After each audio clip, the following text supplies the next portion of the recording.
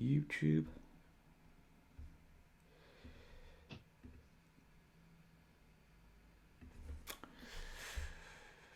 All right, videos.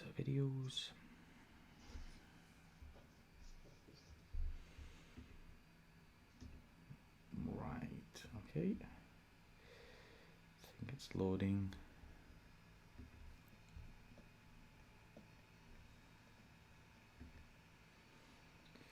Mute that there. Right, there should be an email inbound with the link. Right.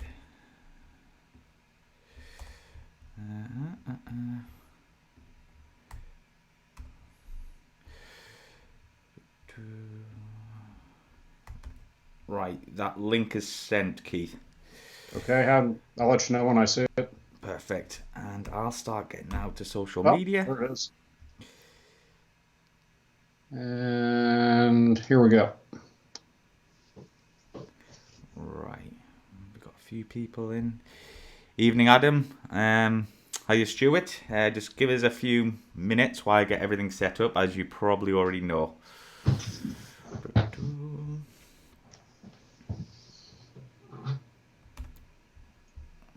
Click there. So I see you've got a pint there, Keith, while we get everything set up. What are you drinking? Absolutely. Is it beer, lager? Is it an ale? It's a stout. Stout. Very British. Right.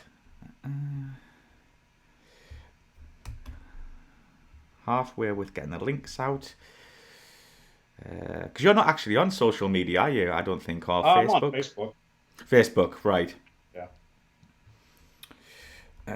I'm old, so I'm on Facebook. Right, now on to Twitter. Twitter, send.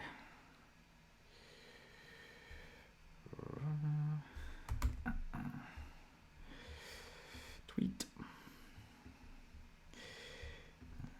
There we go. Patrons only.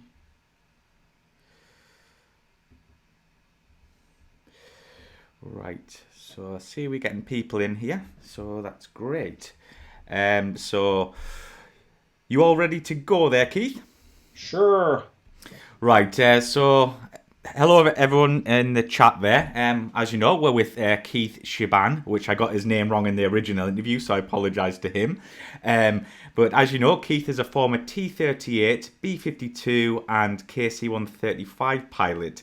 And a lot of experience in that interview was an eye-opener, especially about your Desert Storm tales. Absolutely brilliant there. But yes, it's been about, I think we interviewed at the end of October, so it's been just over 2 months. So what That have you sounds been up right. to since then? Oh, I haul boxes in the middle of the night in a 767. Are you So enjoying it? keeps me busy. Yeah. Pays the bills. Pays the Get to go a bills. lot of places. Yeah, so how long have you been doing that for? 15 years now. 15. Flown the started out in the 727, flew the Airbus 300, the 757, and now the 767. Wow. So what, like, before, I'm just going to get, by the way, everyone in the comments, who's joined us, get your questions in for Keith, because you'll be soon to answering them very soon. But just a few questions from me to get started, Keith. What was it like coming from, I guess, a KC-135 onto the airliners? Was there much difference in terms of, flying and training? Yes, quite a bit different. Um, First off, in the military, training's kind of a gentleman's course. I think it took 3, 4 months to train on the KC-135. When I showed up at the federally expressive company I worked for, they expected me to learn the 727 in, I think it was under 6 weeks. It was maybe a month. So Wow. drinking out of a fire hose on training wise, one of the toughest courses I've ever been through. I felt like I was learning how to build one in my garage.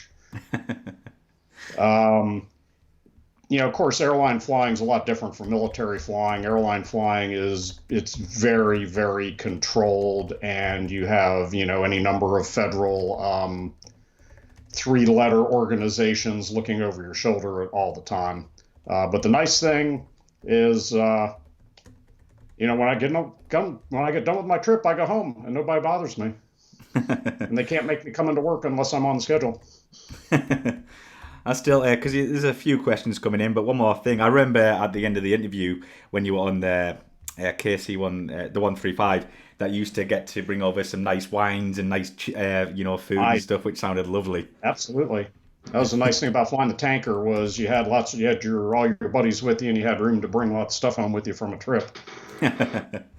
Right, well, there's a few questions coming in, so I'm going to just let you answer away, Keith, and I'll be in the background, but Sure. enjoy. Okay, so I see Turismo Internacional has identified me as Major Kong from Daily Kos and guilty as charged. That is me.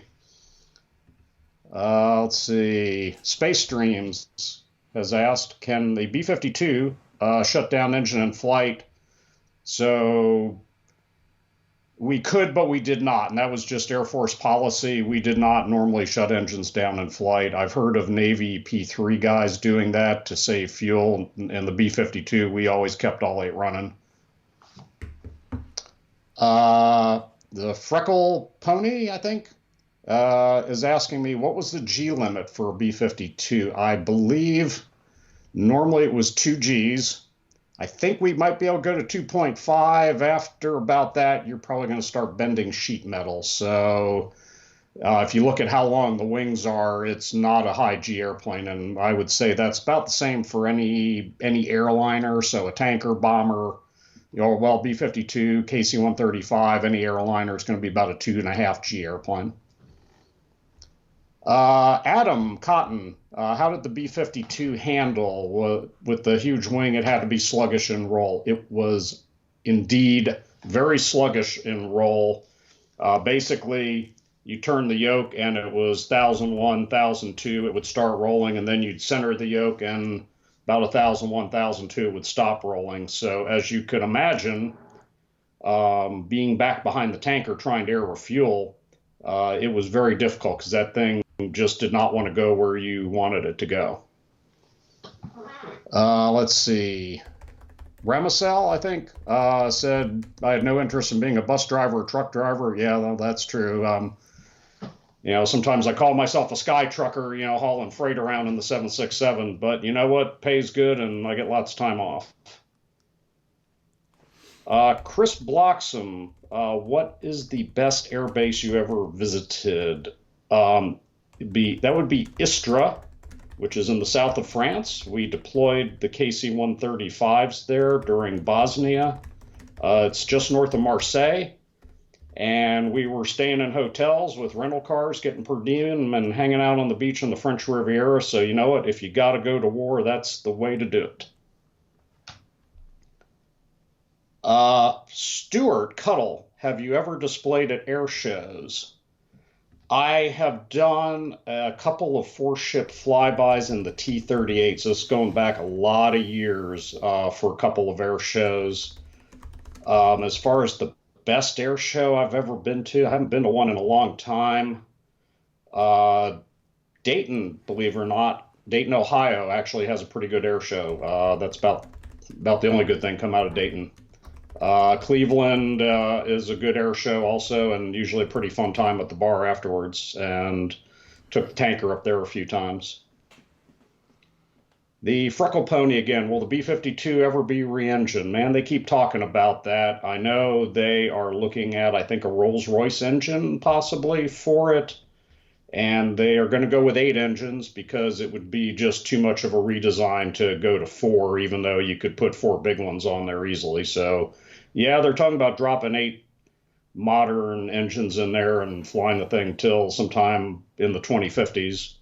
So it's going to be around a long time. Let's see. Space Dreams. What is the engine start sequence for the B-52? Yeah, normally we did not have an APU on that airplane, so they would have to hook an air card up. And I think we started number 7 and we started number 4 and 5 off the air cart. So those would be the two closest to the fuselage.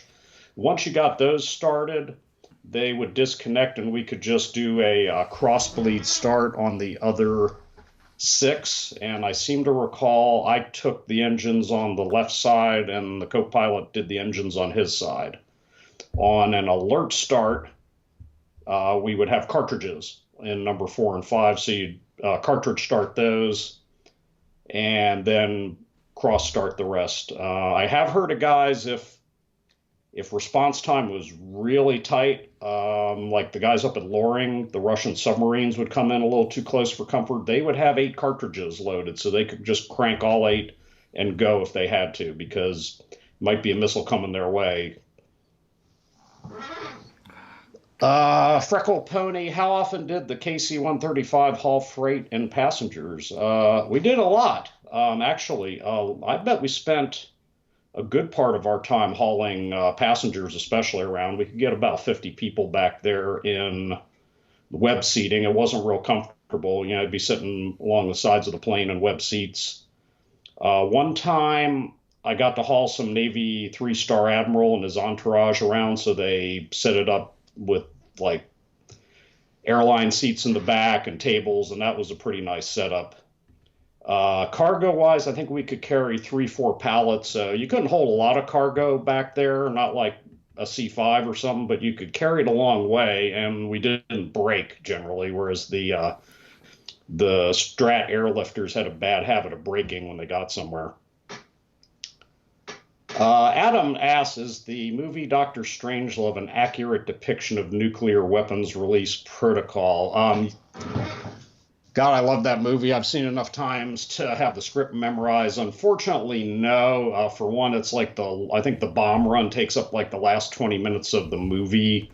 Bomb runs were pretty short. I think maybe a couple minutes.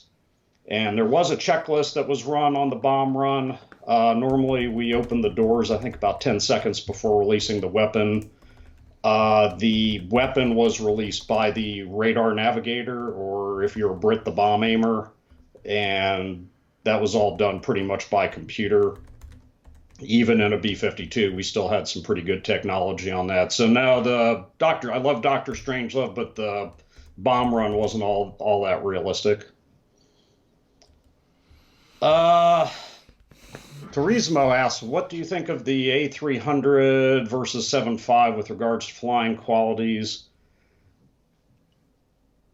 300 was a good jet, was easy to fly, was fairly comfortable, pretty advanced for its day, had some, pretty cool electronics on for a plane that was built when it was. The only thing I didn't like about the A300, it was a stiff riding beast. It had a very stiff wing, and if you got that thing into turbulence, it would get like a boat going through choppy water, and I think it would just beat the hell out of you. The 7.5, 7.6 ride better, and I can't really, especially a 7.6, I can't say anything bad about. 7.5 is a little heavy on the controls. We like to say the 7.6 flies like the 7.5 looks. I mean, the 7.6 just fantastic flying airplane. It's hard to do a bad landing in it. I always had trouble getting a smooth landing in the A300. It was, some days I could, some days I couldn't. Let's see, Freckle Pony, what is your longest endurance mission? The B-52 that was 16.5 hours. That was during the Gulf War. We took off from Diego Garcia, went all the way up to Baghdad and back, had to air refuel 3 times. On that mission, I seem to think most of it was at night, and that was pretty painful. Our normal missions off Diego Garcia, 14 hours was pretty standard, and even our training missions were like 12 hours long. And the SAC motto was you got to be tough to fly the heavies. So they just beat the heck out of us, and I was young enough to not know any better. David asks, were you ever based at Fairford? No, we did send B-52s to Fairford. In fact, I seem to recall in the Gulf War, part of my unit deployed to Fairford. I unfortunately was not there. I was stuck out on Diego Garcia with some very bored British Marines, as I recall, but they had a bar, and that was good. Mirrored window. Any experience with Vietnam B-52 pilots? How did the tactics change? That is a great question because tactics kind of went full circle. I was basically trained by people that had flown in Vietnam. My squadron commander, when I was deployed, had flown Arclight. Vietnam was all high altitude bombing, and in Vietnam, I know they were not supposed to take evasive action. The idea was that they would fly in a three ship, and it was so that their ECM, their electronic countermeasures, would hopefully have mutual support. I don't know how well that worked. A lot of them got shot down over Hanoi. When I trained on the B-52, our emphasis was all low-level tactics. And so after the first 3 nights of the Gulf War, when we had to go back, we switched back to high altitude bombing. We had to relearn high altitude bombing because it wasn't something we practiced all that often. So we had talk to the old Vietnam guys and say, hey, how'd you guys do this? Let's see, MKMD. How did it make you feel knowing that after dropping a nuke that there would be nowhere to land? Well, yeah, we used to joke about if the balloon went up, we were just going to turn south and go make Australia the next nuclear power. Realistically, if we had to launch off alert, I would have been dodging nuclear explosions on the way out of the United States. And so at that point, it probably didn't matter anymore. We were so well trained, I expect we would have gone and done our job. And then, our missions had us landing somewhere next to the Soviet Union. So we were going to land in some allied country. I probably can't even say where because it might be classified to this day. But, you can look on a map and my targets were in southern Russia. So look at what's south of Russia. And, we'd probably try to land someplace there and refuel. And supposedly we'd come back to what's left of the States and land on a dry lake bed or something. But, I don't think any of us were coming back from that one. Turismo, does it get really boring when flying 14, 16-hour missions? Not many creature comforts. That is very true. Yeah, it got boring. We brought stuff to read, BS'd with each other. The thing is, on an 8-hour mission, you'd be really busy. If we did an 8-hour training mission, you would be hustling for 8 hours because we had so many checklists to run. It kept us really busy. You start getting 12, 14, 16. Yeah, there's a lot of just droning over the ocean. And I think I used to bring a tape player with me and put the headphones up under my helmet and listen to music. As far as creature comforts, there are essentially none, especially in the B-52G. We did not have a bunk. We did not have a real bathroom. Your bathroom was a metal can with a lid on it. As far as doing the other one on the plane, you didn't unless there was something really wrong with you. I only had someone do that once because they were sick, because you'd basically be doing it into a plastic bag and trying to stash it somewhere for the rest of the flight. If you're going to take a nap, you pretty much had to either go lay on the floor or do it in your seat. You could not stand up straight in a B-52. It's very cramped. The only place you can stand up is on the ladder between the upper and lower compartments.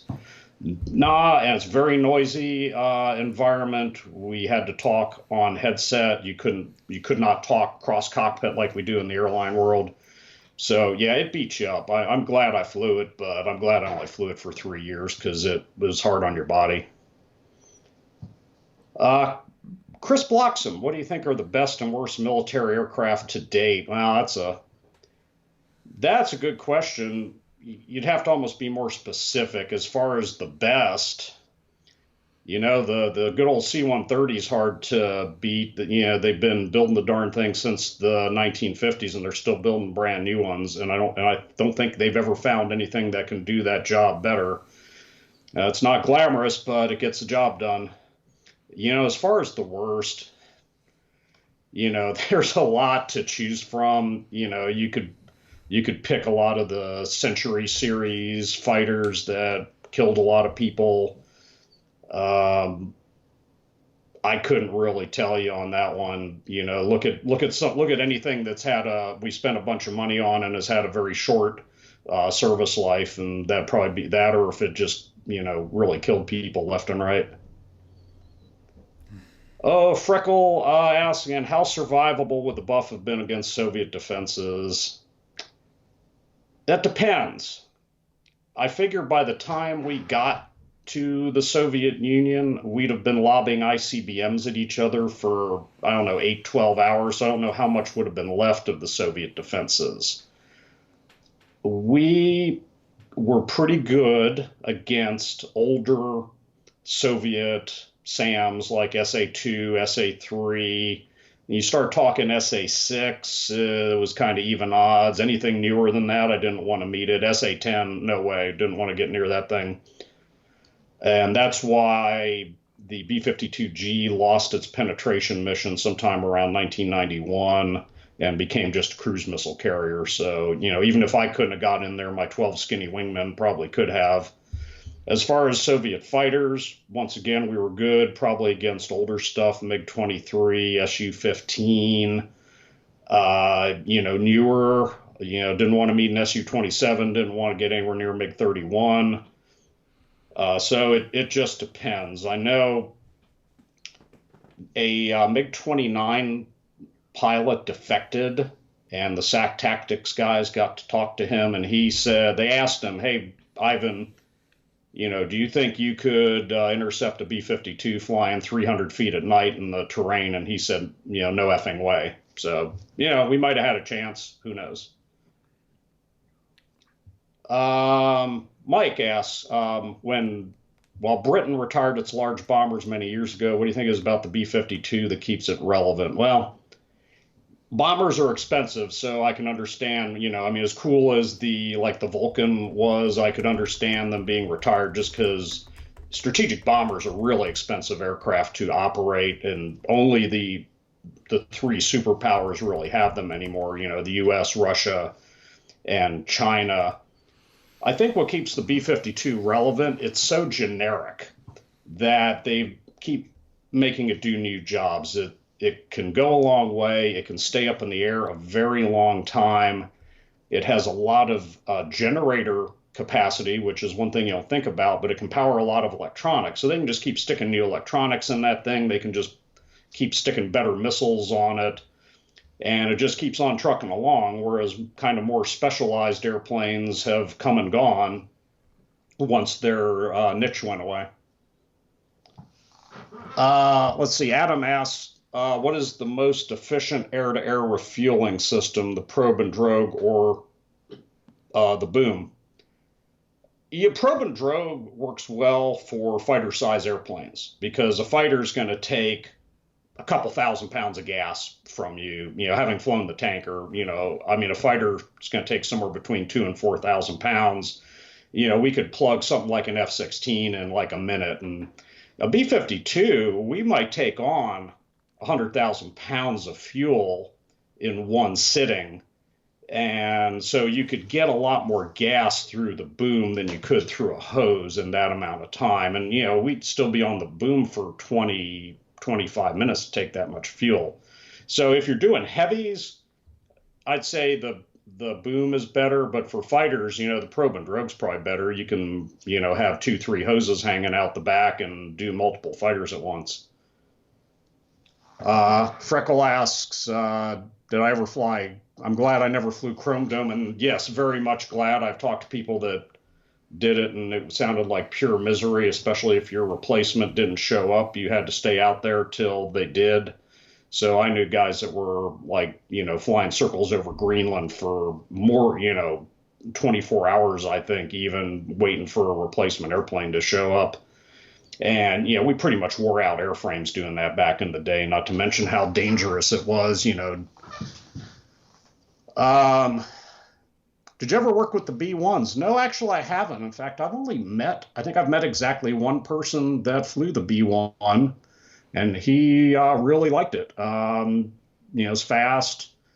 And he said the cool thing about the B-1 is it's fast enough to keep up with a strike package. In fact, it's probably faster than the strike package, and it's got enough gas to go fast for a very long time. But I've seen them. I've air refueled them in the 135, but I've never worked jointly with them in the B-52. MKMD asks, have you ever come close to banging out? Thankfully, no. I've had a pretty boring life for the most part, and I like it that way. I know people that have ejected from airplanes, and they were all injured in one way or another, some worse than others. In fact, the life support people told us the odds of injury in an ejection are 100%.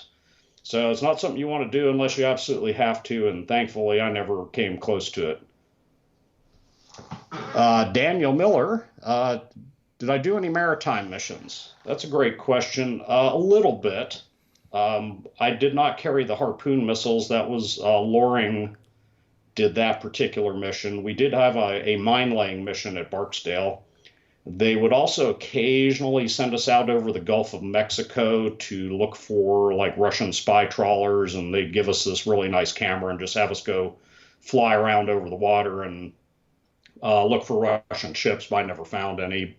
But that was kind of cool. Vertus asked, did you ever fly a D model? No, the D models were all retired before I got into SAC. I am told the D model flew pretty well because it had that tall tail and it had a small set of ailerons in addition to the spoilers. So some of my instructors had flown the D and they told me it flew better, especially behind the tanker, but I never got to fly one.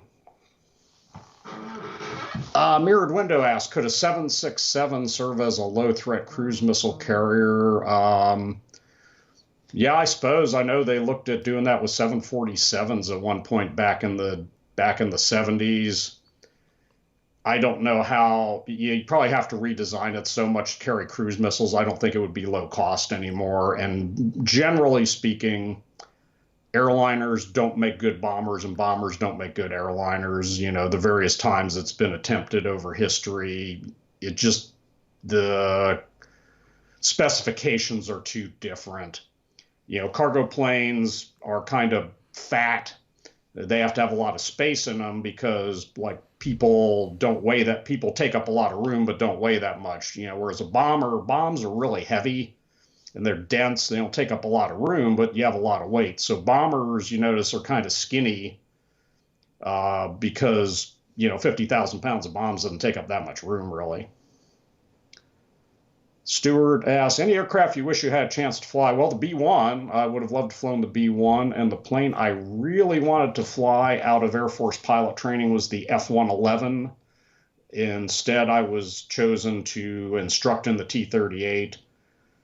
But I thought, going 800 knots on 200 feet off the ground would be a lot of fun. Instead, I got to go 400 knots, 200 feet off the ground. So it was still kind of cool.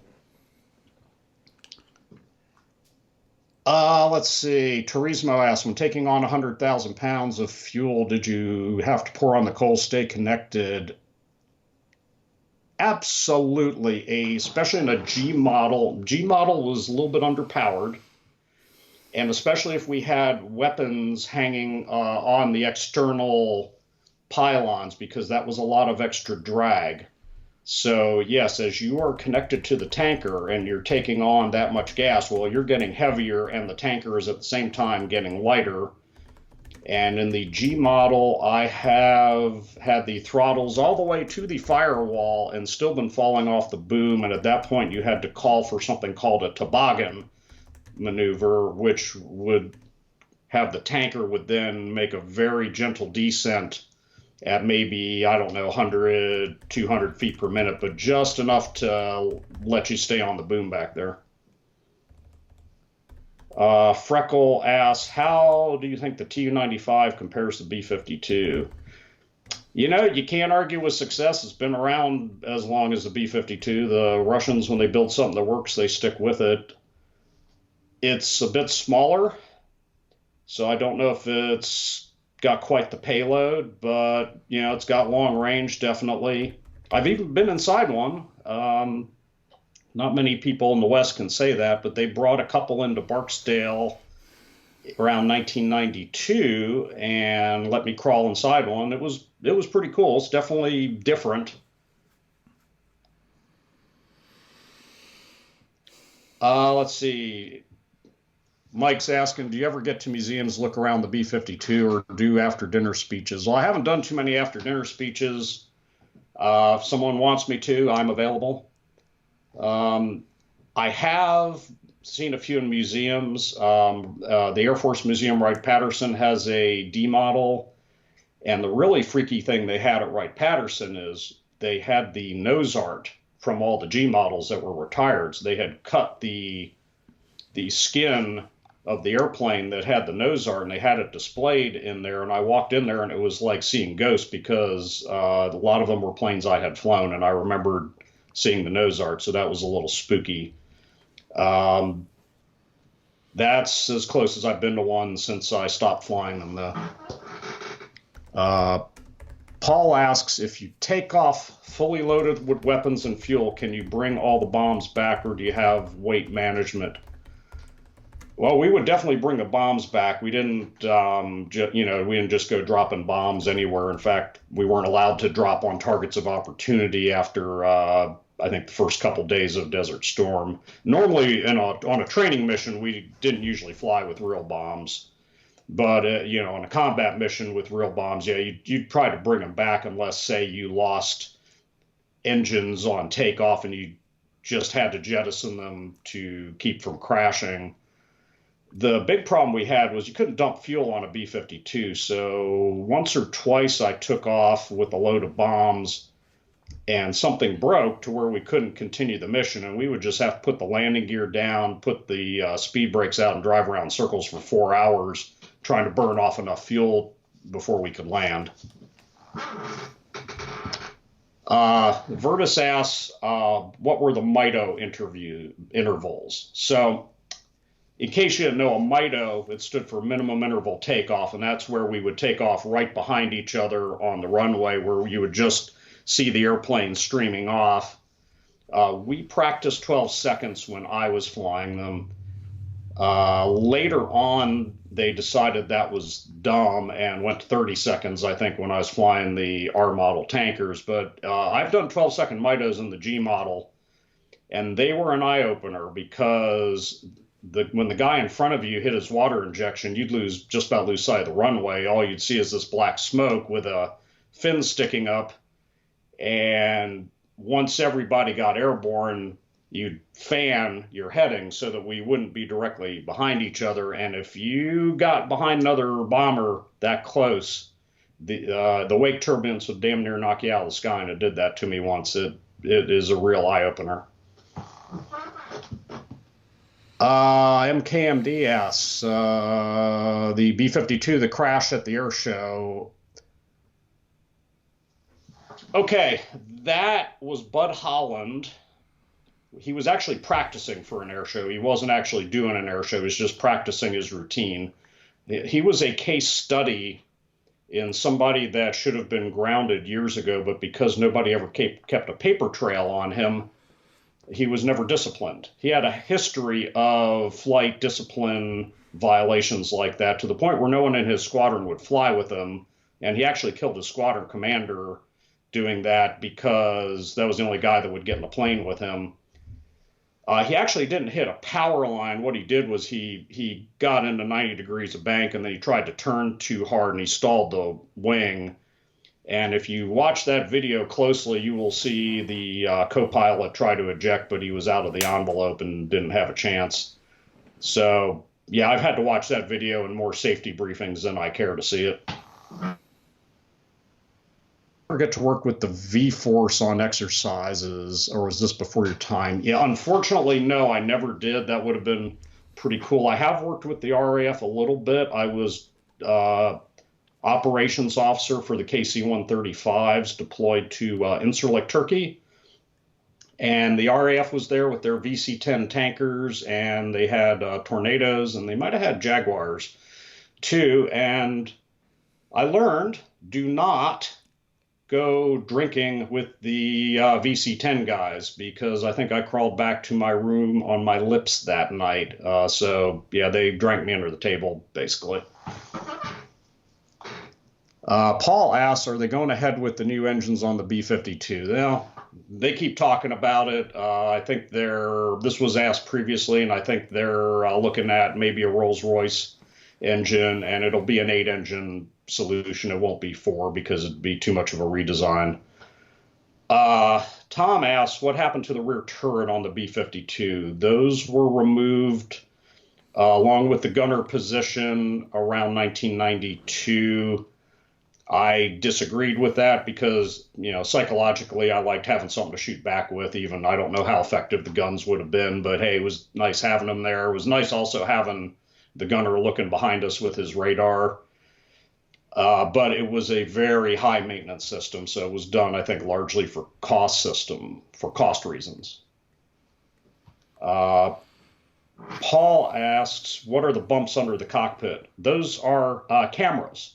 That's called the EVS system that was added, I think, in the maybe late 70s, early 80s for low-level flying. So one of them is a forward-looking infrared. The other is a low-light camera. And I had this basically a TV screen in my instrument panel that I could look through either one of those cameras to help flying night low levels. Stuart asks, have you wrote a book? I haven't written a book. People keep bugging me to do that. I do write on a blog called Daily Coast. I write under the moniker of Major Kong, of course, the B-52 pilot from Dr. Strangelove. You might be able to find some of my stuff there. I actually got linked to by the BBC a couple times, so I guess I'm somebody. Would you like to have flown the B-58 or XB-70? Well, hell yes. That's from Vertus Johnson. Although I've only met one person that flew the B-58, and he liked flying it, but he said it wasn't that great at actually bombing. He said it didn't have a good heading system, so it was hard to bomb accurately in the B-58. But yeah, that would have been an awesome ride. And the XB-70, sure. I mean, it's still about the coolest thing they've ever built. Dan asks, how was the learning process to fly the B-52? It was about 6 months. It was, I wouldn't say it was that difficult, but it was very involved. The big part of it was learning to work as a crew, because you had 6 people all had to work together in that airplane. So I found that flying the thing wasn't that hard, except for air refueling, which I found incredibly hard. But other than that, I didn't have any trouble flying it. Even coming out of a T-38, I jumped right in the B-52 and landed it the first time. But doing the mission, having 5 other people on the plane and having to constantly talk back and forth with them to get the job done, that was difficult. So, I say not that hard to fly well, but not hard to fly, but tough to actually go out and, you're going to do a real mission and bomb somebody. That's difficult. MKMD says, never drink with the UK. Yeah, well, I've learned that lesson. It was self-critiquing. Paul asks, what do you make of the Russian long-range bombers? Well, they seem to work well enough for them. I don't know that much about the Tu-160. I think it's apparently a very capable missile carrier, and I could say the same about the Tu-22. They're still and the good old Bear. They're still using that thing, so they seem to work well enough. The big thing with the Russian bombers is it's not the bomber you got to worry about; it's the missiles he's carrying, and they're building some pretty awesome missiles nowadays, and that's really, I would say, the threat from them. Oh, I even got someone from Pakistan. Is that Syed? Nice to meet you. Chuck asked, do you consider any aircraft better in the B-52 other than stealth? Well, better better is a subjective term. I would have to say better at what? Stealth is kind of the hot setup nowadays. But as far as just being a good old generic bomb truck. I don't think anything's ever done it better than the B-52. They say thing's been around for 60 years. You can't argue with success. Stuart asked, did you prefer flying with a crew or solo? I have only flown solo in my life. I could probably count on two hands. I occasionally got to fly the T-38 solo. Well, as a student, I got to fly it solo, and then as an instructor, once in a while, I'd get to take one out solo. It was kind of cool, but it got boring after a while. So I like having a crew. You can play practical jokes on each other, and you have somebody to talk to at least. Paul asked, did you get over to the UK in the B-52? Unfortunately, no. I have been there in the KC-135. Landed at RAF Mildenhall one time in just the most horrible weather I think I had ever flown through in the tanker, and honestly didn't know if I was going to get the thing on the ground. It was that bad, pouring rain, gusting crosswinds, right at the limit, the whole 9 yards. And then I think I was sick for 3 days, so I didn't get to see a whole lot of it. But I'd definitely like to go back. I've gone through Stansted Airport in the 767 a bunch of times, but never actually gotten to lay over in the UK. Teresa asked, did it feel unusual to lift the buff on the runway? Absolutely. The buff does not rotate. It just flies when it's ready to fly. And then if you're lightweight, it will actually fly nose down. So yeah, it just comes up like an elevator, basically. So yeah, it's different from any other plane, including a tanker or an airliner for that matter. It's kind of just off in its own world by itself. Bullseye full. Was your aircraft ever shot up by Russian fighters? Thankfully, no.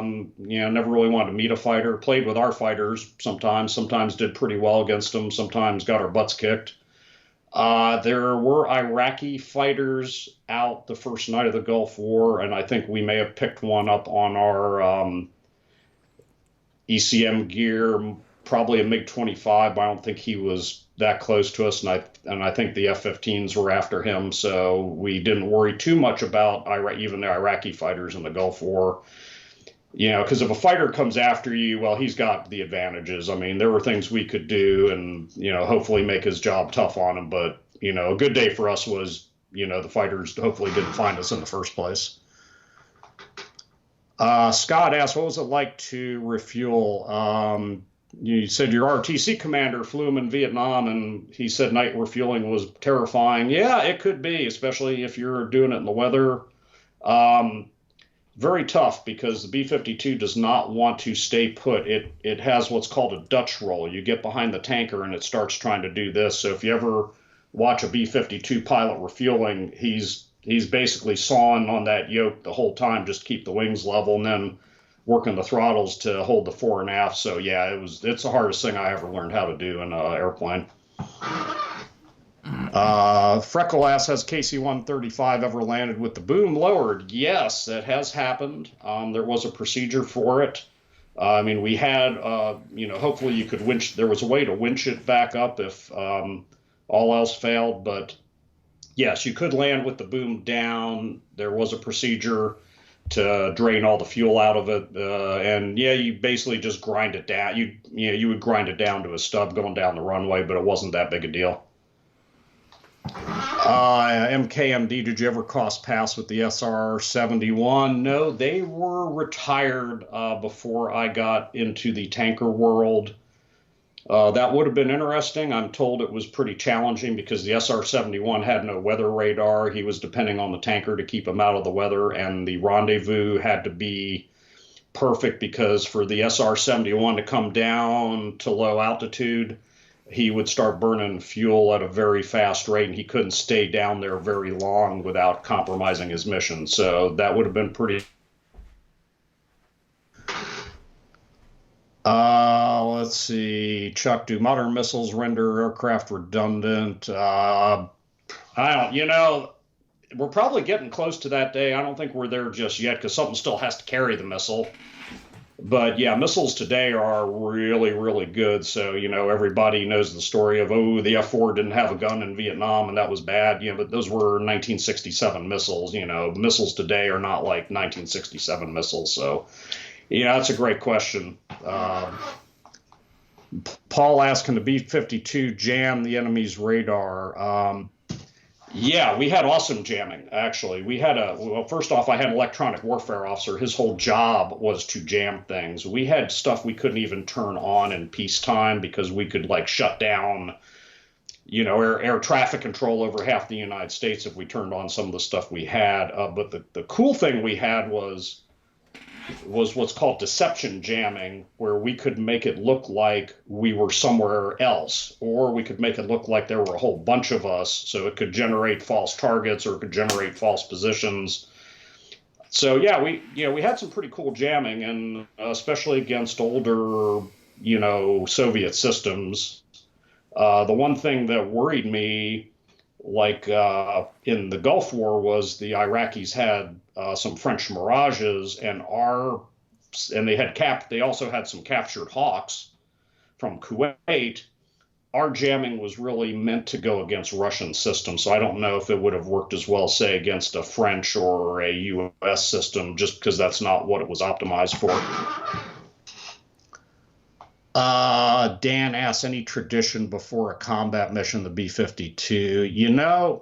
I think we all had our own traditions. Mine was to go try to pee one last time before getting in the thing. So I think I usually did it on one of the tires. The thing is, when you get into combat, you start just doing everything the same way you did it the first time because we're superstitious as all hell. So you figure, hey, that worked the first time, so now I'm going to carry my bag in the same hand when I get to the plane. I'm, going to put my checklist in the same spot and all that. And it's all silly superstition, but so what if it makes you feel better? Mr. Assist, did you ever drop a JDAM? No, I never did. We dropped old-fashioned World War II bombs basically in 1991.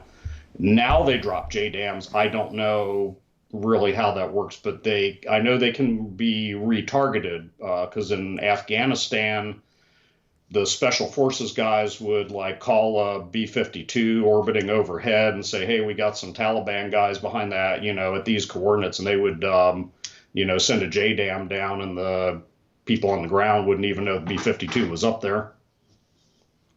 Turismo, did you get to fly the KC-135 with the CFM56s?